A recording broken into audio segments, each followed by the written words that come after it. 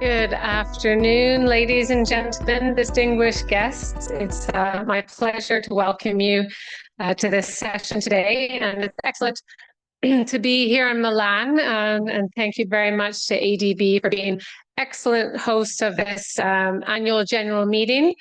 For my side, it's the first time I've had the pleasure to attend, and nice to see colleagues, old and new, and just catching up with some new colleagues right before the session. My name is Kimberly Brown. I lead the Humanitarian Innovation Program at the GSMA. And my colleague Max will be giving some opening remarks, and he will tell you about the GSMA and the work that we do. But I'm really personally very excited for this session today, because the work that I oversee looks at using digital technology for humanitarian preparedness and response and recovery. So the work that we'll be discussing today and the excellent colleagues who will be speaking is very interesting for me. Our session today is called Digital Technology, a Lifeline to Build a Resilient Tomorrow. And we're going to focus on some different things today. We're going to focus on digital transition, about digital innovation, and we're going to talk about how digital can support climate adaptation, but also anticipatory action. And we'll cover the span of these two areas, climate adaptation, focusing a bit more on the longer term resilience building, but also on anticipatory action, looking at more shorter term mechanisms that are triggered in advance of a crisis event. And of course, these topics are more and more important, with crises being more prevalent and severe. And from the GSMA side, we're really pleased that here at the ADB meeting over these days, that digital is really taking a priority and a prominent space, something that we've been working on for many years, and it's great to have ADB as such an important partner prioritizing this work. So the format of this session today is, in a couple of moments, I'm going to invite my colleague, as I mentioned, Max, who will introduce himself. He'll give some opening remarks to frame the session. Also in the session today, we'll have a colleague, Antonio from ADB, and Max will hand over to him. And then we are going to have a panel session. So we're delighted that we have Daphne here from Comunidad. We have Tony online from E3 Samoa Trust, and our colleague Shristi from Rumsan Associates. Tony is in the Pacific Islands. It's 3:30 in the morning where he is. So we thank his commitment for really being with us for the session. For Shristi as well, it's late in the evening, but I know they were really looking forward to having the discussion, and we're sorry that they couldn't be with us here in person. A couple of housekeeping items. So I know many of you will, in the other sessions, use the Pigeonhole Live, and we'll use that for our Q&A later on, where we'll welcome the speakers from across the session. So please log in, add any comments, questions, items for discussion, and I'll pick those up at the end, but you can start adding those right away. I think that many of our panelists are happy to have their photo taken, but as has been mentioned in other sessions, just being conscious while people are speaking may not be as comfortable having their photo taken. So we're also taking photos of the session. We can share those if needed. So thank you very much. And to dive into the content of our session, I'm going to hand over to Max from GSMA, who will introduce themselves, and then he'll be handing over to Antonio before our panel session. So thank you very much.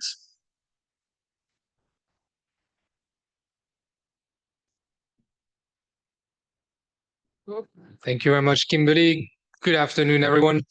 So my name is Max Giacomelli, and I lead the Mobile for Development portfolio at the GSMA.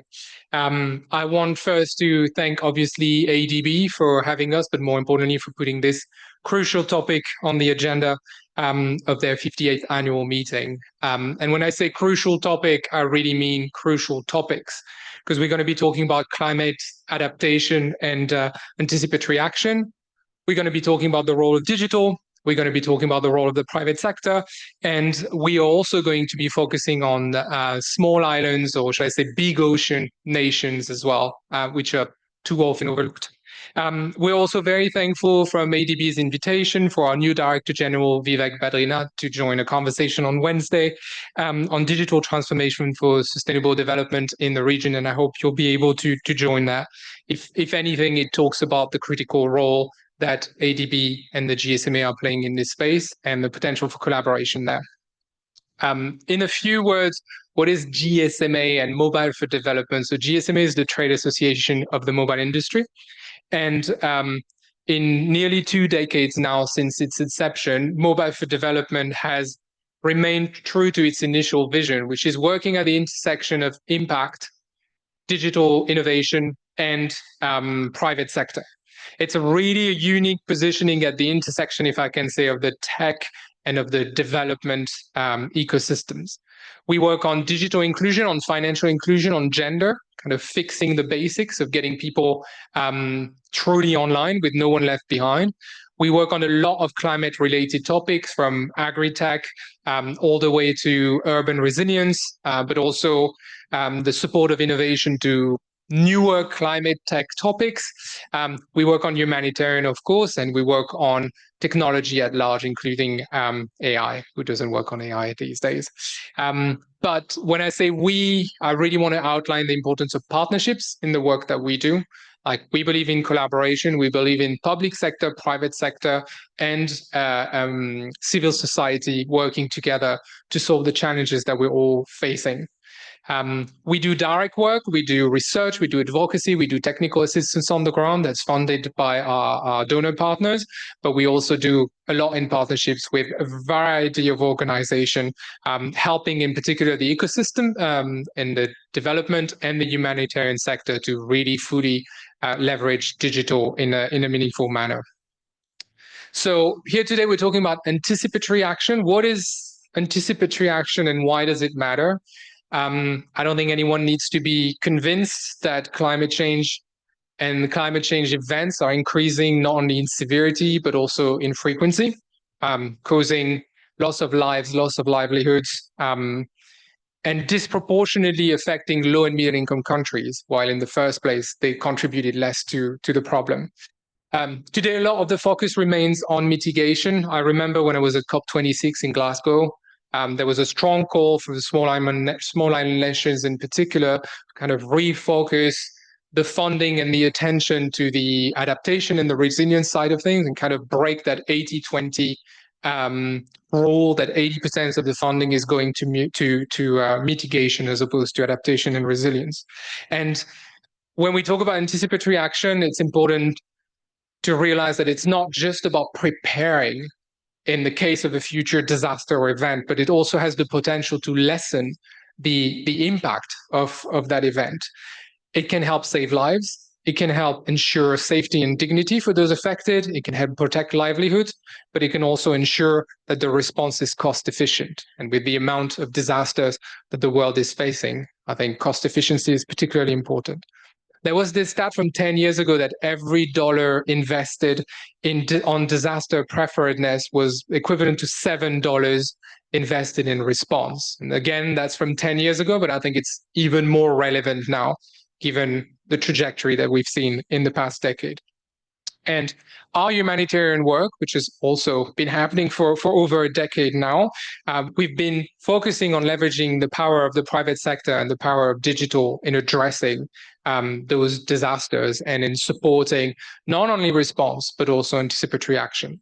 You will hear from Rumsan, joining us from Nepal in the panel, how they enable the delivery of humanitarian aid before a crisis strikes through decentralized and transparent access for recipients. And Rumsan, amongst other organizations, is part of the cohort of anticipatory solution that we've been supporting through our innovation fund funded by the UK Foreign Commonwealth and Development Health Office. Sorry. As we discuss anticipatory action, there is an important topic that will certainly come into the conversation today, which is early warnings. We've been working with the UN Early Warnings Forward initiatives, and in particular trying to support as many players as possible in leveraging digital technology and mobile networks in the dissemination of early warning messages. Unfortunately, this is not specific to low and middle income countries. This is not specific to Asia Pacific. We have such situation very close to home here in Europe in the past few months. But in the Pacific in particular, we're working very closely with PETA, the Pacific Islands, the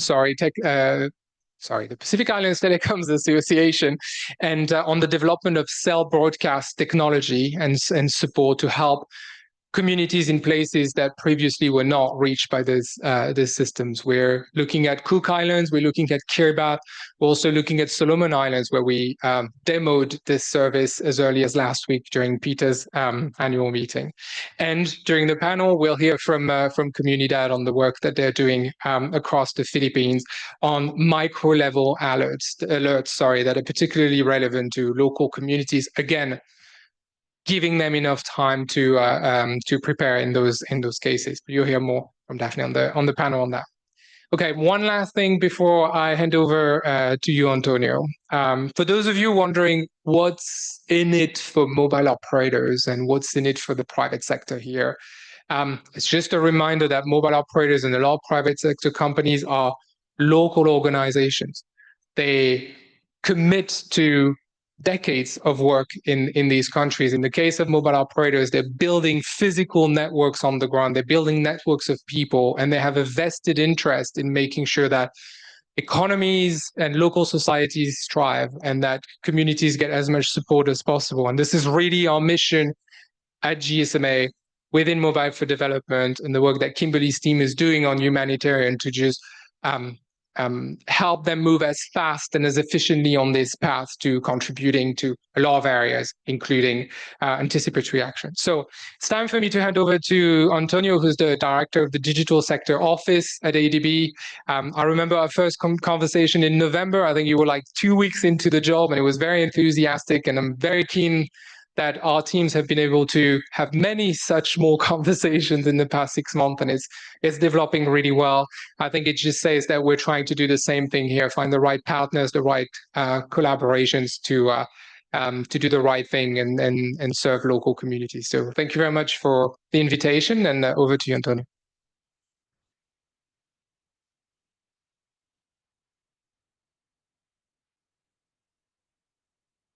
Thank you very much, Max. And first of all, thank you very much to the GSMA. I'm firmly believer on the partnerships. And, let me just introduce myself a little bit, because my story and my relationship with the GSMA is already for a long time. And when I just joined the Asian Development Bank like 6 months ago, one of the first things that I asked my team is, how about partnerships? What is exactly that we are doing in terms of partnerships? And I realized that even though the bank has been doing, let's say, middle pieces here and there in terms of digital, when it is about partnerships, associated to this particular sector, there were definitely a gap to be, to be bridged somehow. GSMA, ITU, UNDP, Gates Foundation, all of them are going to be key partners in what we are trying to build. And let me just start by saying, what is exactly what the ADB is trying to build these days, So Max was seeing me 2 weeks after I joined the Asian Development Bank back in November. And at that moment in time, I was not even aware that a few weeks after, I may receive a call saying that the bank is going to undertake a organizational change and a new sector will be created. That new sector saw the light in February 1st, So we rarely have 2 months, I would say. But I have to say that those 2 months has been the most intense months that I have ever had in all my professional career. And the most fascinating as well, I have to say. It's a challenge. Every day is a new challenge. And it's a new challenge because, thanks to the work that organizations such as the GSMA is doing across Asia Pacific, and not only Asia Pacific, also back in my times at the Inter-American Development Bank in Latin America, I think that the topic of digital is taking momentum, and we saw the opening of our president where digital transformation was put at one of the top priorities for the bank in the next coming years. But specifically when we are thinking about the Pacific region, there is one data that talks by itself. Pacific region is the home of 12 million people in 22 countries. That is a challenge. When we think about Asia Pacific, we imagine big cities where people are connected through roads, ports, airports, physical infrastructure. But when it is about the Pacific, at the end of the day, sometimes the countries get interconnected thanks to precisely the connectivity and the mobile and submarine cables that eventually are interconnecting them. So digital has to do with inclusivity, has to do with increasing the level of coordination and integration across the countries. And that is exactly where the ADB wants to have and play a particular role in conjunction with institutions such as organizations such as the GSMA. And these days, we are working with them on precisely trying to understand what is the magnitude of the gap. We need to understand what is the baseline, where we are, because every country is facing a different reality, and we cannot just say that one size fits all. So today in the video at the opening, we saw that the digital infrastructure gap is above $500 billion. But we need to understand that there are different realities depending on the countries. And more importantly, those realities has to do with the policy and the regulatory framework that is coming together. And here again, the regulatory framework could support the inclusivity, or eventually the regulatory framework could put some drawbacks in terms of the infrastructure deployment and the effort that eventually the telecom operators are doing. So when we think about digital transformation and what we are trying to do at the ADB, basically it can be summarized in 4 specific areas, I would say. First one is related to economic growth and social inclusion. And to do that, I think that digital infrastructure, data infrastructure, and precisely, I love what Max was mentioning, development of particular applications that are going to be overcoming a particular problem across the population. Is at the end, the digital technologies put at the service of the people. So, and those problems already could be related to agriculture, to water, to cadastre, to tourism, or even just to productivity. So having a clear understanding of what is the status quo and how we can eventually support the different areas is going to be critical. So that is one area that we definitely want to work, how we can define a specific and catalytic intervention that eventually are going to have a socioeconomic impact in terms of macroeconomic variables and also socio development that support inclusivity. The second one has to do with the provision and the continuity of public services. One thing that I have observed first at the Inter-American Development Bank and now at the Asian Development Bank is that there are many, many, many countries that the concept of e-government, the concept of interoperability and the concept of how to make the services more efficient is really a challenge. And there are many, many countries where there are different databases, many different platforms that they don't talk to each other. And at the end of the day, the ones that are suffering the consequences of that is precisely the citizens, which eventually they cannot have access to e-government and public services. So these days we are talking a lot about digital public infrastructure, but digital public infrastructure implies digital ID, implies banking system like digital payments, and very importantly implies interoperability. And again, the GSMA is also playing a very important role on that. The third area has to do with climate resilience. And again, if there is one technology that contributes to climate and CO2 reduction, is precisely the digital. You know,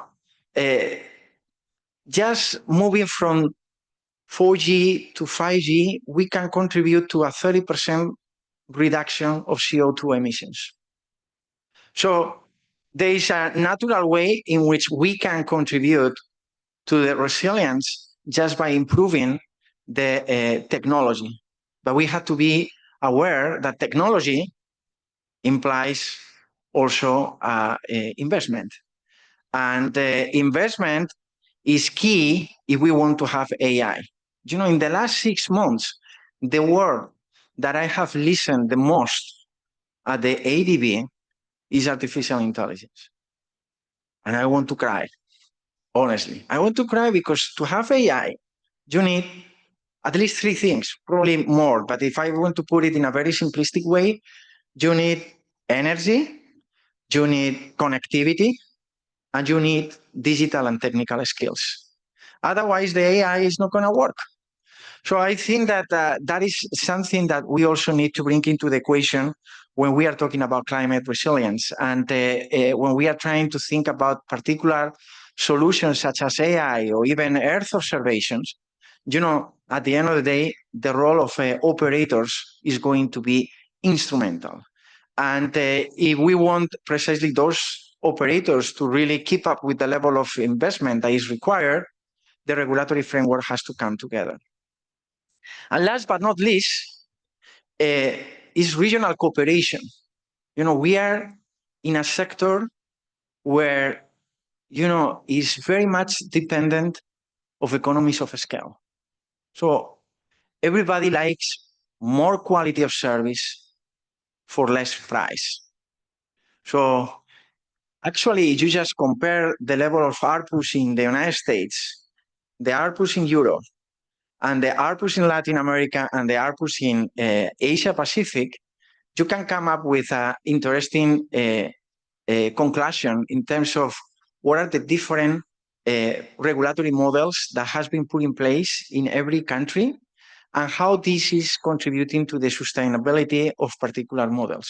You know, for instance, if you just compare the US with Europe, in US you have a limited number of telecom operators, 3. In the case of Europe, you have more than 50. So this is definitely having an impact in terms of competition, but also is having an impact in terms of, let's say, level of investment that is required for all those type of solutions. So regional cooperation is at the center of the discussions that we are having at the bank. So our president is prioritizing 3 specific areas: private sector development, regional cooperation and integration, and third, the digital transformation, which precisely could be the nexus between the other 2. So it's really a pleasure to me, for me to be here today to share this panel. As Max is mentioning, you know, on Wednesday, we will have a specific session where we are going to be talking about the combination of digital and the SDGs, the Sustainable Development Goal, that, you know, is a binomial that should come together. And that I know that my colleagues and friends from the ITU has been working extensively along with the United Nations.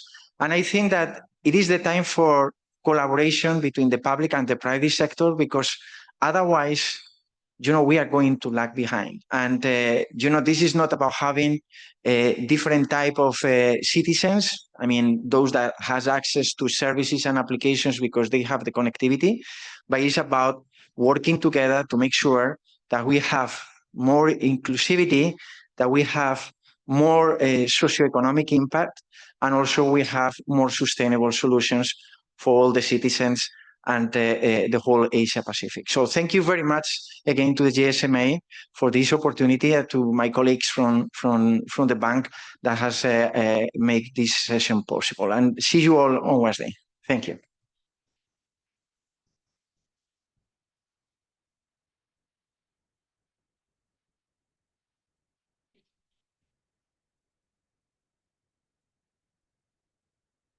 Thank you very much to Antonio and to Max, who I think have given excellent framing for our panel discussion and also our Q&A session. So delighted to welcome Daphne from Comunidad, who's here with us. And then online, we have Shristi from Rumsan, who Max mentioned is in Kathmandu. And Tony, who is with E3 Samoa Trust, who's in the Pacific. As I mentioned, it's late or early, no matter how you look at it for Tony, and definitely late for Shristi. So we really thank them for joining us. So we're going to have a discussion with these three colleagues, and I think really it will draw on some of the themes that Antonio and Max really pulled out in their remarks, thinking about the type of partnerships, public-private, enabling policy environments, the need for evidence, how we build digital solutions and bring them to scale. So really what I heard is, I think some of the things that our panelists will pull out. We have colleagues with us online as well on Zoom joining us, participants. And I have access to the Q&A, to the Pigeonhole app. So please use that. And when we move to Q&A in about half an hour, you'll be able to ask questions, and we'll welcome Max and Antonio as well. So if you have questions for them, I'm sure they'll be happy to answer. So we're going to start off with our panelists introducing themselves, telling us a bit about their organizations and some of the solutions that they are delivering.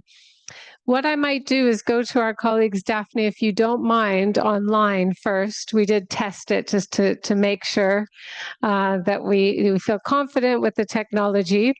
So Tony, if I could go to you, that would be excellent. And please feel free to introduce yourself and talk a little bit about the work that you do. And E3 Samoa Trust has been kind of co-organizer, kind of co-host from the early stages of this. So delighted to have you, Tony. Go ahead. First and foremost, I'd like to take this opportunity to again thank GSMA and also ADB to be part of this panel. My name is Pali Tongsala Tony Leota. I am the Communications Community Officer for E3 Samoa Trust, which is a local NGO here in Samoa, and also partnering together with a local telecommunications company of Blue Wave Wireless. Again, we've been operating for quite some time now, for over about 8 years now, focusing on more of the rural and remote communities. And what we've learned is, teaming up with Blue Wave Wireless, is we have to go beyond just providing connectivity, providing that digital solution for these rural and remote areas that are often overlooked. Not only that, but most telecommunication companies would kind of ignore due to the lack of investment into these communities. But what we've seen is we have to go beyond just providing connectivity. It comes down to digital literacy, and with digital literacy, that is the biggest impact in these rural and remote communities.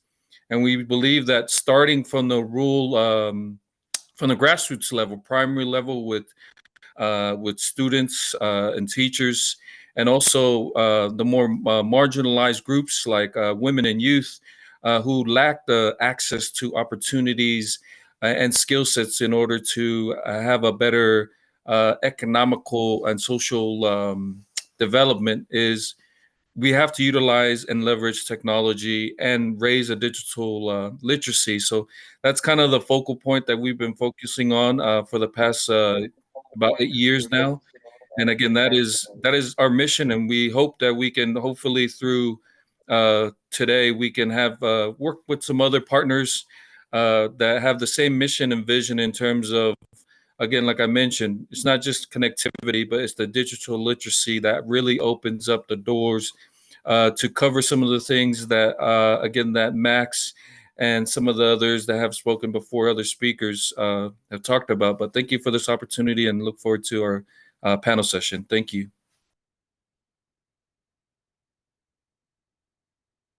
Thank you very much, Tony, and welcome. Maybe Daphne, we'll go to you to introduce yourself and Comunidad, and then we'll go back online to speak from that introduction from Shristi. Go ahead. Thank you. Okay, nice, it's working.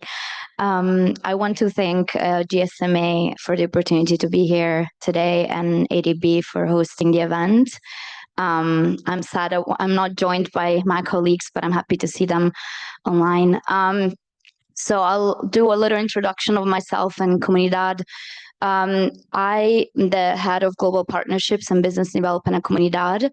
My background spans environmental policy, cross-sector partnerships, and sustainability. At Comunidad, I help accelerate climate resilience and low carbon solutions. I'm mostly based in continental Europe. Comunidad is a Filipino company. We've been growing quite a lot in the past 4 years, and it's nice to see the growth of the past couple of years since I've joined. And I'm in charge of growing the presence on the European market. So that's me. What Comunidad is, we've been empowering government, schools, and NGOs and communities on the ground for the past 4 years. With data-driven tools for climate adaptation, and as well as ESG reporting and social impact tracking. So we really work at the intersection of digital innovation and social impact, building platforms that we've talked a lot about accessibility, even the previous session, but we want to make climate intelligence and climate risk analysis accessible, but also actionable for the people that need it most. So there's a lot to learn from developing countries, and we talk a lot about early warning systems and climate risk, and we think it only applies to communities that have been affected by climate change, but we see the effects in Western countries as well. So I'm happy to be part of this conversation today. Thank you. Great. Thanks very much, Daphne. And now let's go to Shristi, who's in Nepal, who can introduce herself and tell us a little bit about Rumsan and the role of digital and connectivity. So Shristi, over to you. Thank you, Kimberly, and huge thanks to GSMA and ADB as well to actually, and who has been hosting us virtually as well. So I am Shrishti, and I am currently living in Kathmandu, working with Rumsan since 2018 through multiple digital transformation projects in health, agriculture, and now in humanitarian sector. I've been working as Chief Development and Impact Officer at Rumsan, which is a digital innovation firm dedicated to creating impactful, tech-driven solutions for societies and communities who are at the bottom of the pyramid. So since 2018, we've been focused on leveraging frontier technologies like blockchain and AI to empower businesses, to help them with solving critical challenges in different sectors, as mentioned earlier. And we worked with our flagship product called Rahat in 2020, with the support of UNICEF Innovation Fund. And we launched our open source platform which was a cash and voucher platform, and which helped humanitarian organizations to deliver cash and aid in the form of cash, commodities, and services as well, depending on the program needs. So since then, we've been like upgrading the platform to support humanitarian agencies in different initiatives, and Anticipatory is one of them. And GSMA actually helped us enhance and upgrade our platform to actually help organizations with anticipatory action with their GSMA Innovation Fund in 2023. So we've actually partnered with different humanitarian organizations, including Red Cross, UNICEF, Mercy Corps as well, to deliver aid in more transparent and efficient manner. So along with our product development side, we also do some awareness, and we have our initiative called eSakte, which basically focuses on blockchain education and capacity building in like different, working with different organizations from government to humanitarian to academic institutions as well, to actually bridge the gap between innovation and adoption. So yeah, we've been able to actually impact more than 100,000 lives so far, and that's what we are like most proud of. And we'd love to share more of our works in the conversation. Thank you. Thank you very much, Shristi. I had the pleasure of visiting Rumsan last year, and I have to say that in the humanitarian sector, the talk about moving to cash assistance and digital cash assistance, and also doing things in an anticipatory way, has been talked about a long time. So I think we're very fortunate to have real examples here today in organizations who are implementing this and this type of work using digital technology. So perhaps we'll go back to Tony. I'd like to ask our panelists, of course, we're so fortunate to have such an excellent panel, and sometimes it's hard to get a little bit out of the room that we're all in the conference that we're at, but really to hear a little bit about the on-the-ground implementation, to give us kind of a flavor of the work of your teams and the communities that you work with. So I think it would be great to hear from each of you. So Tony, if we could go to you. I know you thought about sharing a little bit about the rural and development aspects and the implementation of your work. So handing back to you.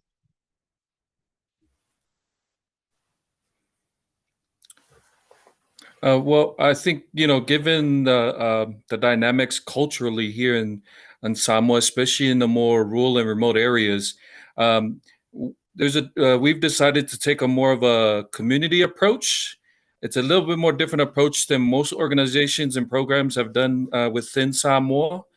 But we looked at to the more vulnerable communities. And again, about 80% of Samoa is pretty much rural. And we've noticed that the lack of, like I said before, the lack of digital literacy really does hinder in terms of the access to the information, like we said, to cover in terms of skill development. And not only that, but just financial literacy and things like health, education. So what we did was we just took a community approach where in Samoa culturally, churches or church leaders and chiefdoms still are very highly practiced. So we decided to take that approach and address and have the conversation with them. And not only that, but bring in the village community women's committee and the youth group as well. To that way, everybody's on the same playing field. And not only that, but have that sense of ownership. Right. And not only that, but explain to them, because here locally, and please don't laugh, but it seems like when we talk about digital, everybody seems to think that Facebook and that's it. And we feel like that there's actually, we resent that there's more to the internet than something like a Facebook. And we feel like, again, having to build that digital literacy and not only that, but showing them in terms of, hey, these are the endless opportunities that we have online here. We can actually do, it could have a huge impact on your life beyond what people would think as in terms of Facebook or social media. So again, we've taken that approach, and we've noticed that especially in our schools or primary schools, which we feel like is the best entry level to start to educate our kids, is trying to adapt the education part in terms of, because we noticed that books don't necessarily work as well as online content or online lessons.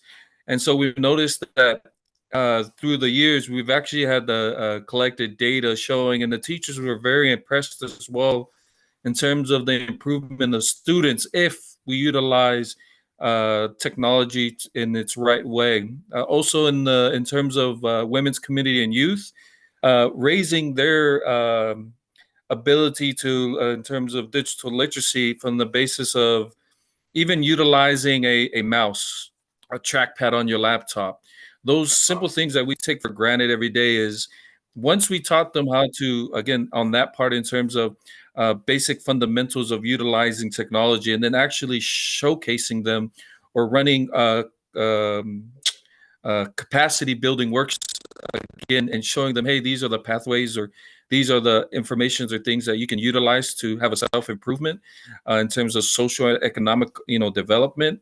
It really had that huge impact. And I think one of our great successful stories was it was two girls that have taken that were in our workshop about 3 years ago at the primary level. Once they entered high school, they've actually developed their own apps within, and actually were very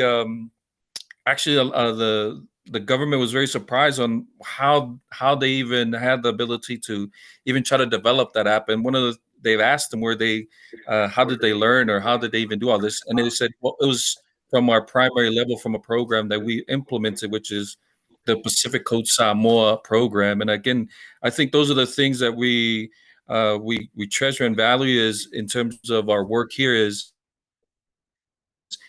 if we start at the grassroots level in terms of our kids, not only that, but with the marginalized groups in these villages or rural areas, which is really women and then the youth.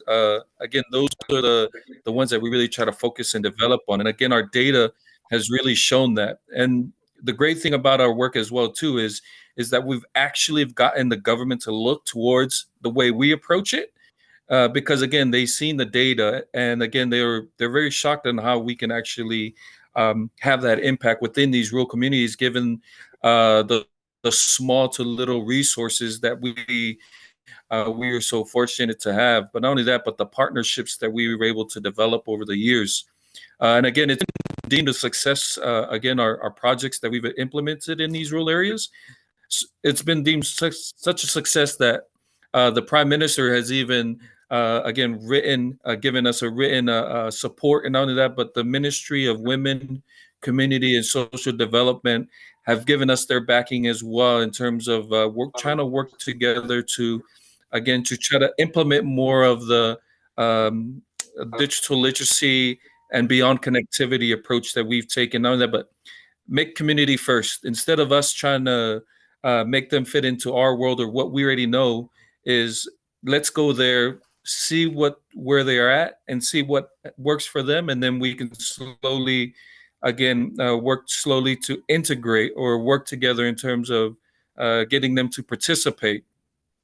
And again, all of this at the end of the day is really to improve in terms of our people's lives here. And we're really fortunate to do so. But that's just a little bit in terms of some of the things that we've done here. Again, we've had multiple projects within these rural communities, and again, we look forward to doing more so in the near future. But hopefully, that's a little bit of insight on what we do here in Samoa. But thank you for the question. Thank you very much, Tony. I mean, I think it's a really interesting example where you're bringing the evidence, the delivery, and then using that to speak to government, and that opens up an even kind of further enabling environment and partnership. I see Daphne nodding, so I'm going to go to her next, and then to Shristi, just to hear a bit more about some of Comunidad's projects, the examples of the work that you do to complement what Tony has shared. Thank you. Yeah, I heard Tony say the word digital literacy a few times, and I was just nodding my head. So digital transformation is really the backbone of Comunidad's work. We are a software as a service platform that offers solutions for both the private and public sector. We started working with the local government in the Philippines, and then our solution became more visible, and we started working with the private sector as well. So what our platform does, just so you don't wonder what we actually do, we offer real-time dashboards, mobile apps, and automated reports, as well as SMS-based early warning alerts, to make sure that even offline and remote communities are reached.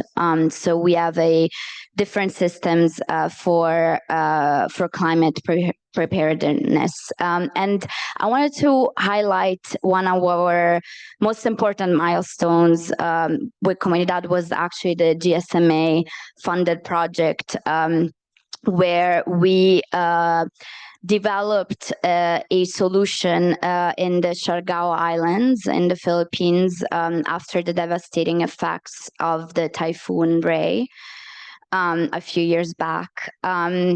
And we delivered a multi-platform early warning system, including mobile, web, and SMS tools across 9 different municipalities. And we trained hundreds of users in disaster preparedness and digital literacy.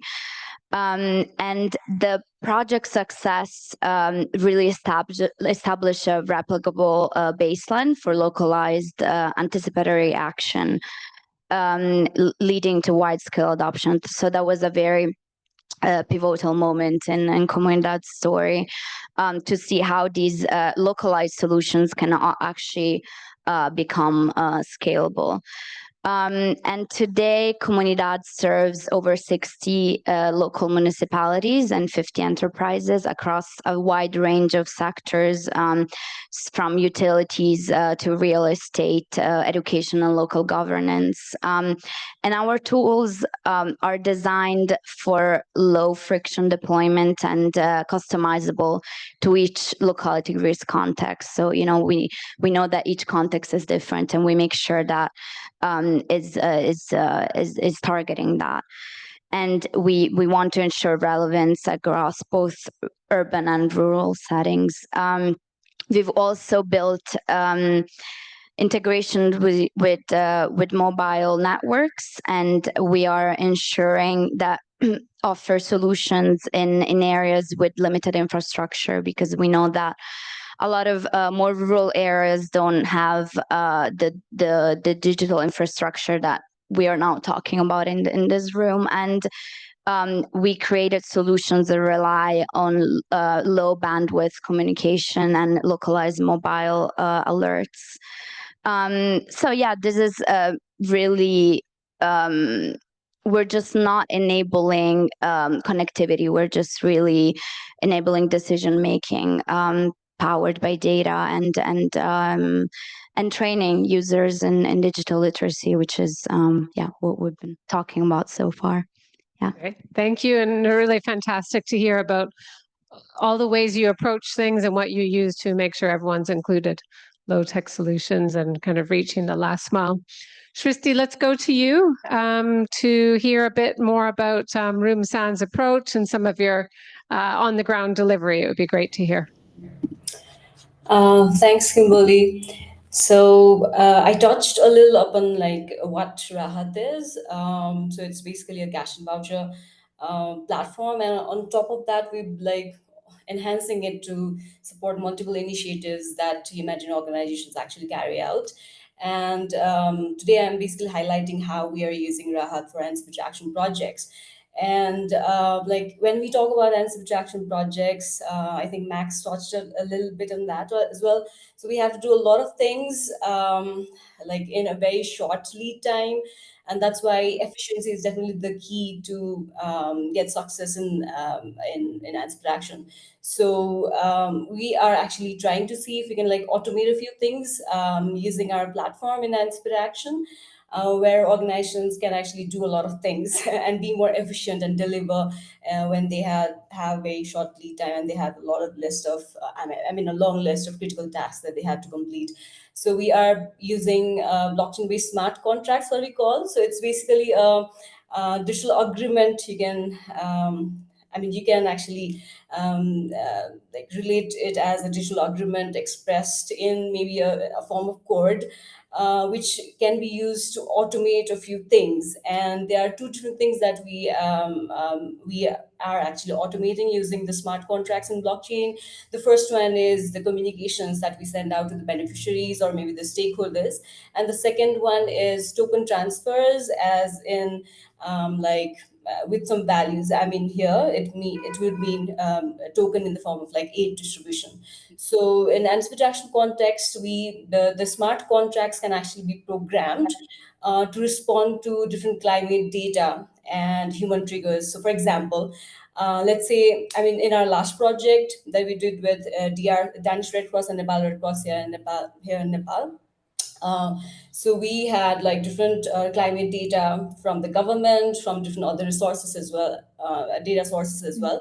So for instance, if there is a there's a flood risk, and we have like different set of forecast data that are integrated in the system. So let's say we can actually configure different climate data, and we can also have human triggers, as I mentioned earlier. So, for an instance, if a threshold actually crosses, for example, like 10 meter, if the river is the discharge in the river is like maybe 1,000. I mean, the precipitation is like 100 mm, then that is a trigger. If we configure that into the system early and record into the system early, there is like the what we call is a multi-signature trigger mechanism, because of which the smart contracts are executed, and with the help of these triggers, the actions are actually automated, and we can I mean the early warning communications and the digital cash in the form of the tokens are released to the recipients. So here, what we're ensuring is that we are using the climate data, and we're also making sure that somebody is actually approving those things as well, because that is very sensitive, right? So we are using the climate data and the human triggers as well, so that we make valid and responsible actions there. So I mean, these things might be sounding a bit complex for you guys, but then when it comes to actually serving the beneficiaries, our services are very inclusive, as in the platform supports people with bank accounts, without bank accounts, who are underbanked and unbanked, with phones and without mobile phones. So initially, when we developed our platform, we identified that some of the beneficiaries, I mean the households, do not have access to even bank accounts or maybe the mobile phones, and that's when we introduced QR cards. For example, like if a beneficiary or the household has access to mobile phones, their mobile phones are used as identifiers, and the tokens are actually sent out to their mobile phones. But then if they don't have one, we basically use QR cards, unique QR cards, to the beneficiaries, and they can actually go to the pre-identified vendors to actually redeem their tokens. Um, Similarly, like when we did this very initial project in, I think, 2021 or two, I think it was 2022. So we used SMS based communications to reach out to the beneficiaries, saying that, okay, this is the location where you have to actually come to redeem your tokens. So what we realized was that the beneficiary, I mean, a lot of beneficiaries were not able to actually read, because of some literacy gaps, and that's where we basically identified the voice communication mechanism as well in our platform. So yeah, that is how we are trying to make the platform more inclusive, so that the ones that are the most vulnerables are not left out, and like we help them get access to transparent and transparent aid and communications at the earliest time possible. So yeah. Great. Thank you very much, Srishti. I'm looking at the time, and also I see that we have lots of excellent questions, actually, which is thanks very much, perhaps from our colleagues here and also our colleagues online. So what I suggest is perhaps I'll just give each of our panelists another just one or really brief 1 or 2 minutes if there's something else you want to focus on about the role of digital and connectivity, the enabling work, anything else about your work that you would like to share. Please feel to maybe just do that in a couple of minutes, and it will leave us some time to tackle some of these questions. And I think Max will be able to join us back on stage for a short Q&A discussion. I'll try to group the questions so that people can choose what they'd like to address. But maybe Daphne, I'll go to you first. Anything that you'd like to sum up with that you haven't had the chance to share yet? It's so hard to do summaries. I had a whole list of case studies I was going to share. No. I'll be quick. So we talked about empowerment a lot, and I wanted to highlight the importance of digital empowerment. And I wanted to just give a few highlights that a lot of our work, yes, it's like software based, but the great work that we've done in Siargao with thanks to GSMA was training people on the ground, including disaster risk reduction officers, leaders, community leaders, teachers, even high school students. This sort of goes back to the previous panel on just like really involving everybody in the community.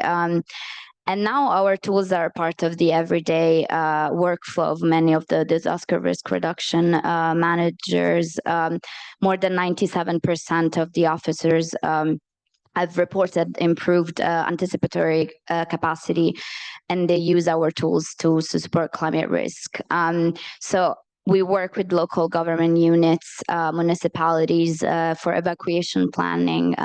Philippines is one of the most climate vulnerable countries in the world. So weather triggered alerts are very important. It's included in the system of the country now. We work with schools where they suspend classes because of weather, like typhoons is a huge problem. So it's been integrated in the curriculum. So that there's like sort of connection between digital transformation, but also social impact. We work with farmers and fishers on the ground as well, providing SMS-based alerts because, of course, internet is not accessible to everyone. But yes, I just wanted to highlight some of the cases, and now we've seen more and more need of these type of solution even in more developed countries, and so it's interesting to see how the space is sort of growing. It's not just about carbon accounting and ESG, which we also do in our platform, but it's really climate risk and environmental intelligence and creating anticipatory action and sort of that connection between climate adaptation and climate mitigation. But I'll stop here and then maybe, I'll talk more later. Great, thank you. Srishti, if I could go to you on anything else you'd like to share about the connectivity of the digital side, or about the work that you're implementing from you listening to this discussion that you think would be complementary before we go to the Q&A. Yeah, sure, Kimberly. So again, adding up on the project that we did with the Red Cross last year. So I think I would like to highlight three different things that were, different highlights from the interventions. The first one was how digital technologies can actually bring efficiency around the processes.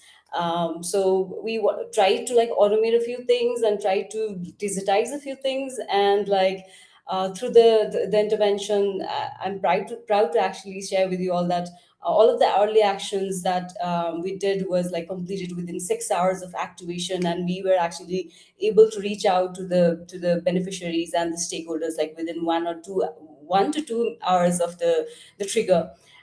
We were like able to send out cash within 5 hours 30 minutes of the activation. So we basically tried to use the technology to build efficiency so that we could actually support more people in need.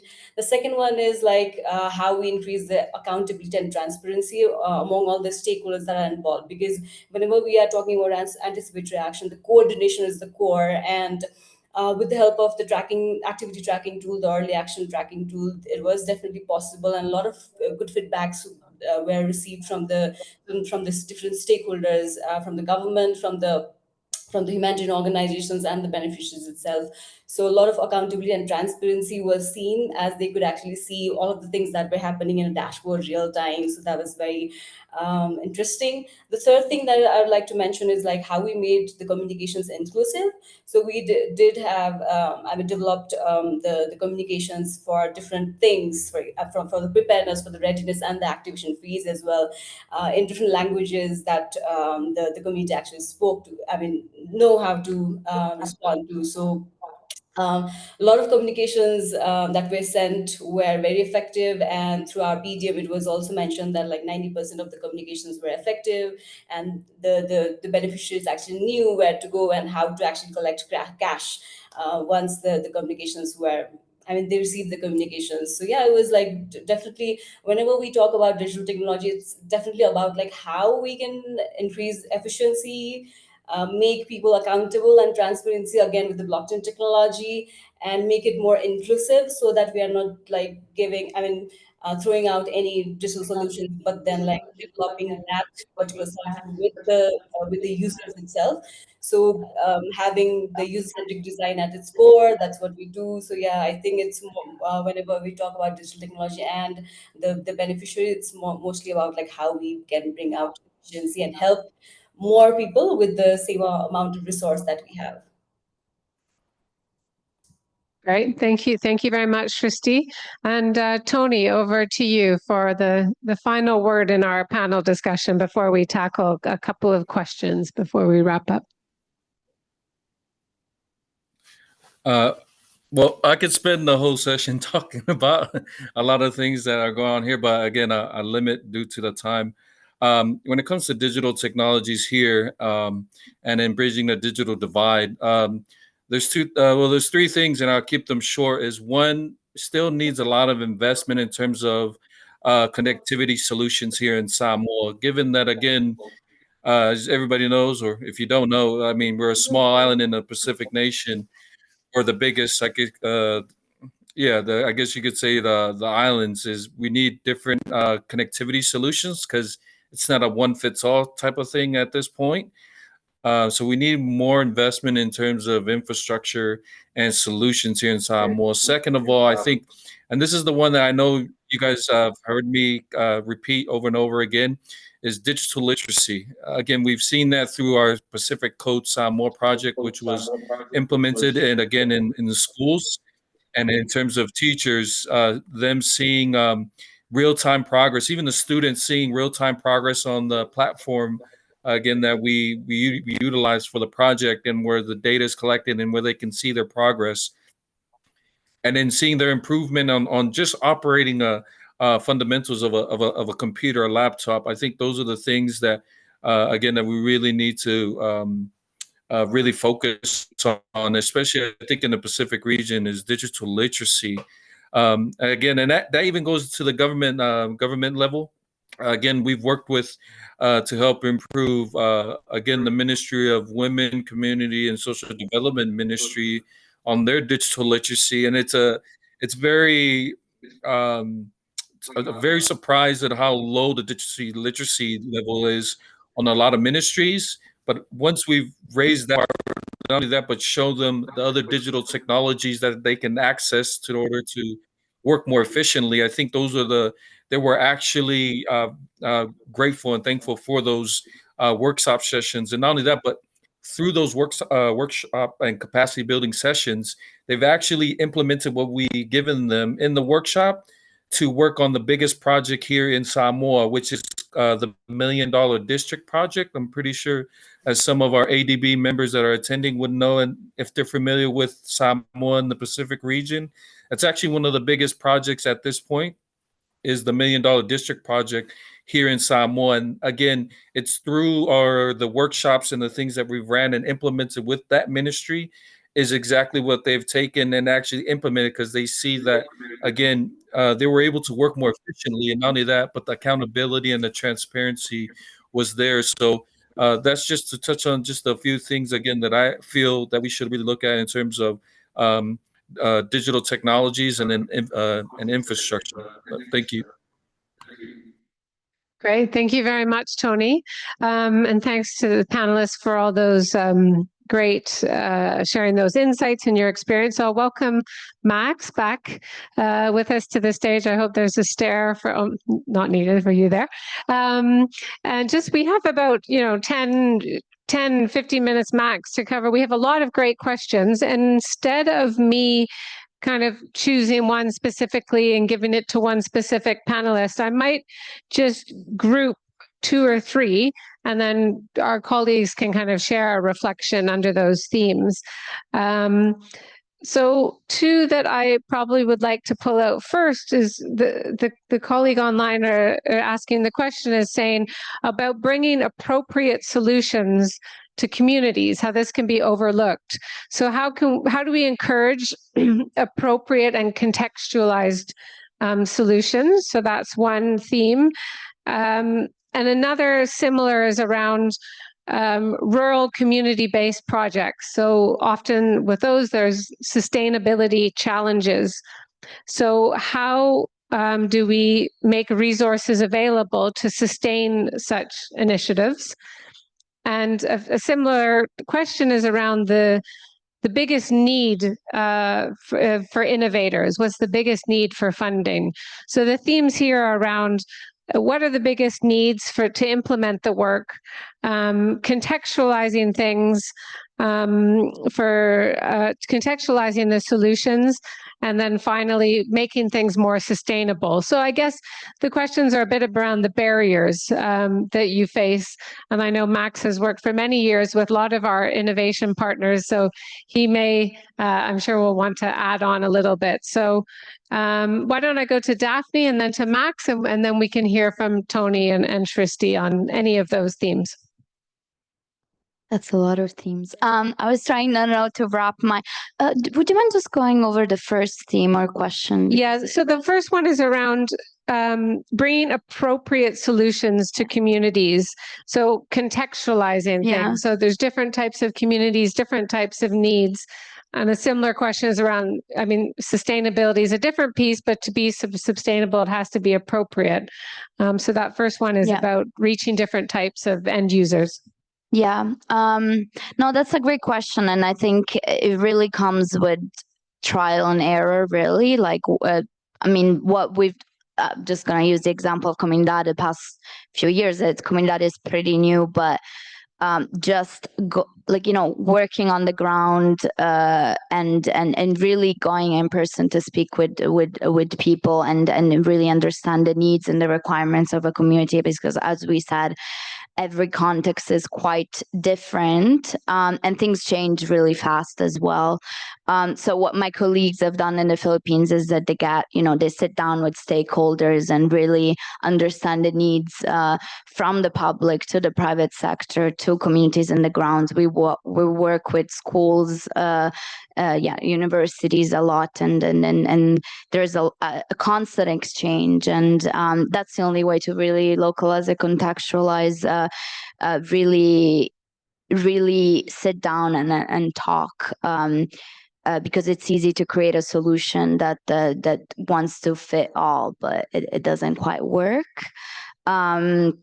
So yeah, that's what we've seen with Comunidad really in the past few years. When I visited a couple of years ago, we took some trips in rural areas, and we went to talk with people in person, and just like you get a lot of insight more than assuming what the needs are. I hope that answers a little bit. And what's your, as an innovator, what is the main thing that you're looking for when you're looking for funding? What's the most difficult thing to fund?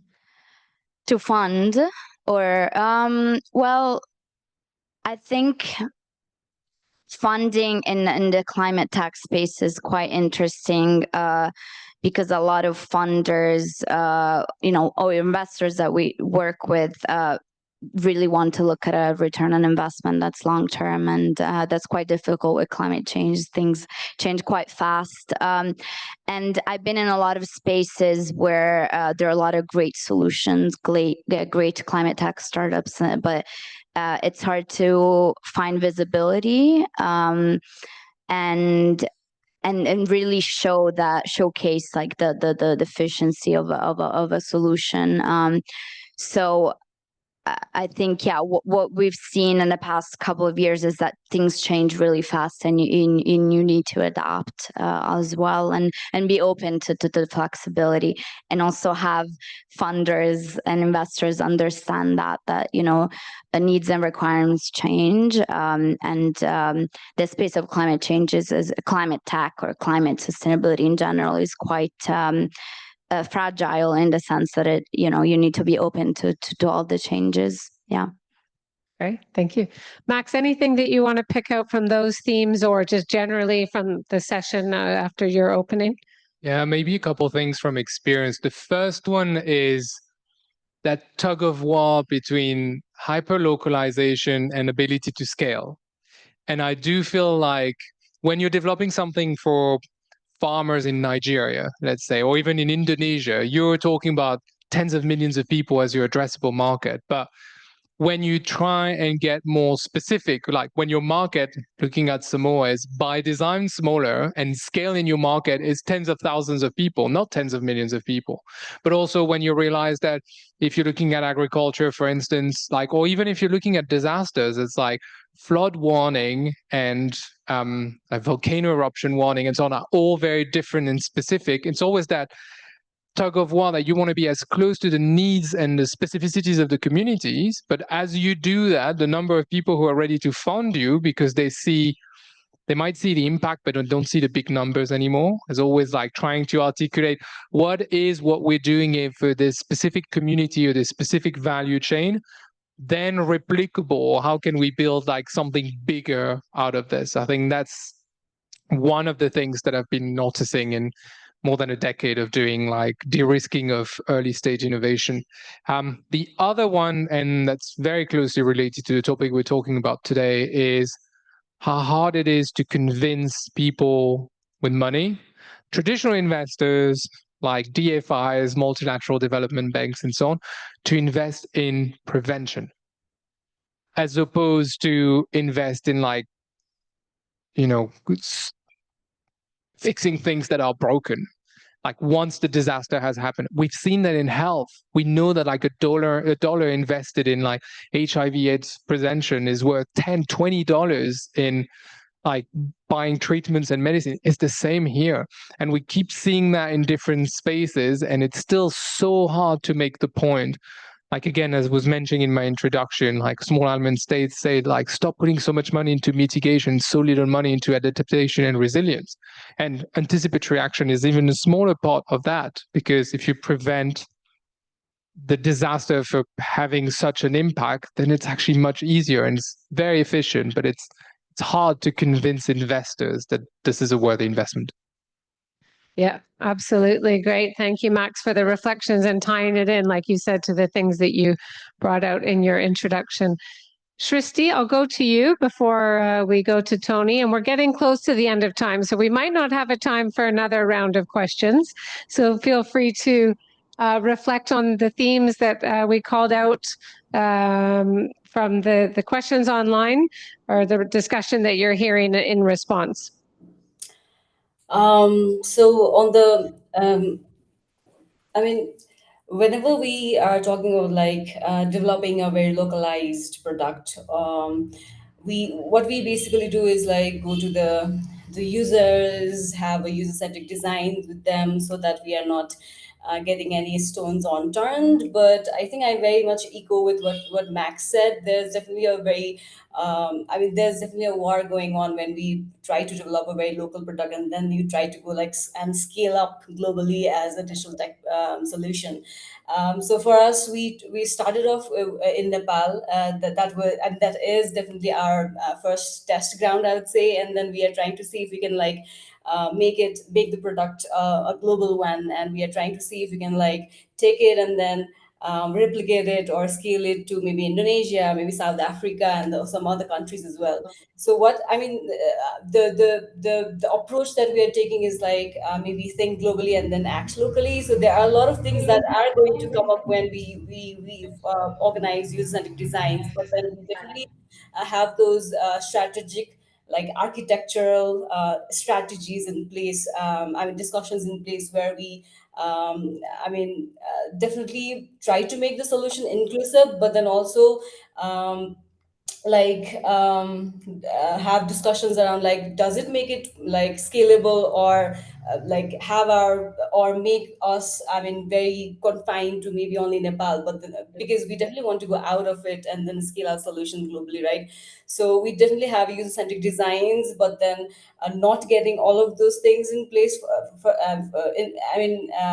get all of those feedbacks done right there, right there, but then like having those strategic architectural design conversations in the team when we after we like run these sessions with the communities and the stakeholders. So that's what we do basically.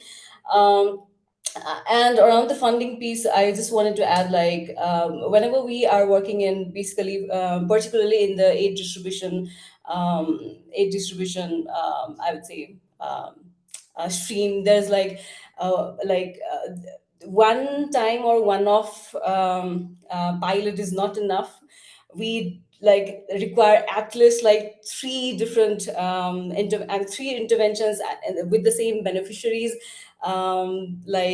carried out at different maybe years or at different times, so that we can prove that okay, this particular thing is definitely working, or this is definitely impactful to get more fundings for maybe the same product, so that we can convince the donors or maybe the potential clients that we might have in the future. So I think repeated intervention or repeated uses of the system and maybe the same group of beneficiaries is definitely a requirement to actually develop a good case study. And I would definitely focus on like doing long-term project or having long-term partnerships with the stakeholders rather than doing maybe a short-term projects or maybe a short-term partnership with the organizations. I think that would be the key to actually showcase our impact and also to attract more fundings and clients, I'd say.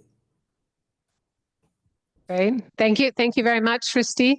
And Tony, over to you for a reflection on these themes.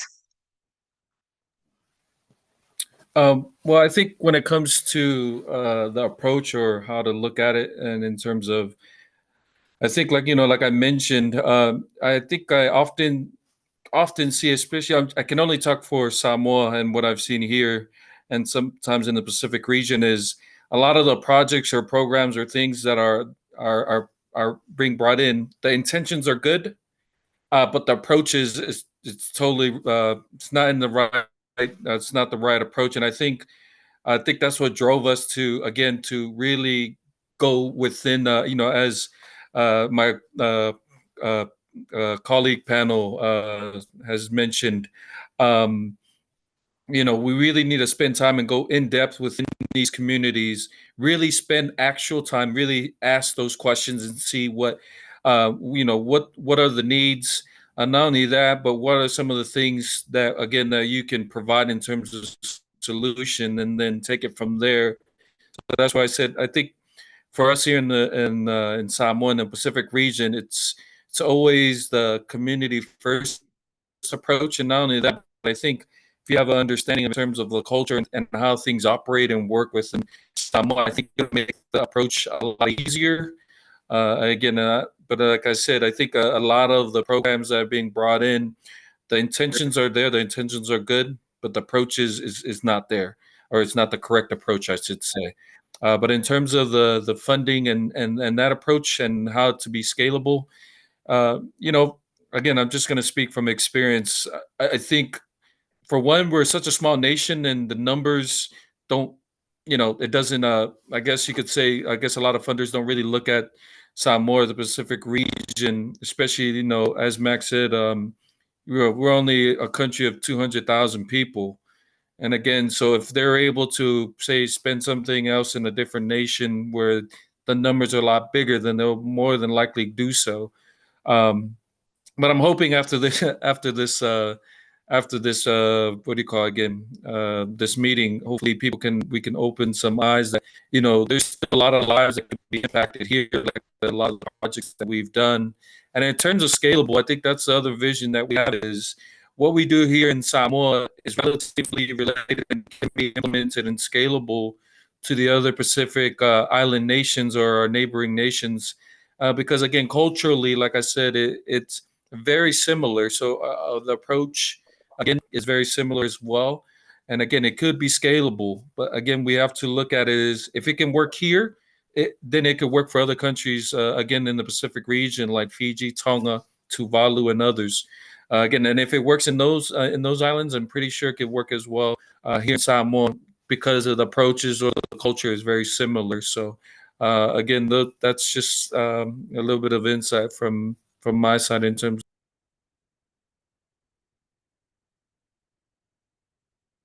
Great. Thank you very much, Tony, and thank you, everyone. We're coming up to time, so it just leaves me to thank all of our panelists, our speakers, to Max and Antonio for opening the discussion in such a great way, to Daphne and Shristi and Tony for being with us, and for the colleagues joining us online, where it's now 10 p.m. and 5 a.m. So we really appreciate their commitment. One thing that in preparing for this session that I really was happy to see is that ADB encourages us to, write a short summary of the discussion, and so that we can, go back to that and reflect everyone's contributions, and then see that across the program for the whole event, but for the civil society, aspect of the program. So we did not get to all the questions. There were a lot of great questions online, but thank you everyone for joining us online, wherever you are in the world. Thanks to all who are here.